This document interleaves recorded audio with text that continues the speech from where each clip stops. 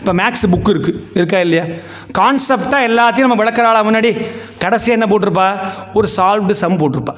Example sums இருக்குமா இருக்காதா? கீழே கடைசியாக புக் பேக் எக்ஸசைஸ் அப்படின்னு நமக்கு என்ன பண்ணியிருக்கோம்? பிரிண்ட் கொடுத்துருக்கோம் இல்லையா? அதுதான் அவதாரங்கள். நமக்கு என்னதான் இந்த இறைநிலையாகப்பட்டது பாடமாக நமக்கு சொல்லப்பட்டிருந்தாலும் நமக்கு புரியாது. மரமண்ட அறிவு இல்லை நமக்கு.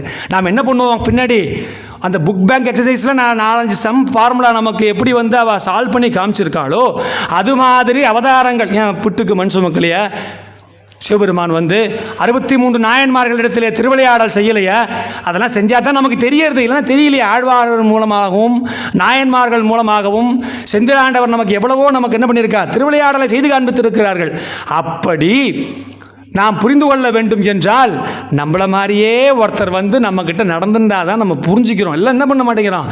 தள்ளி வச்சிடுறோம். யாரோ போல் இருக்கு. இப்போ ஒன்றும் இல்லை, அவர் நேரில் வரலன்னு வைங்க, நம்ம முருகப்பெருமானே மறந்துருப்போம் இந்நேரத்துக்கு.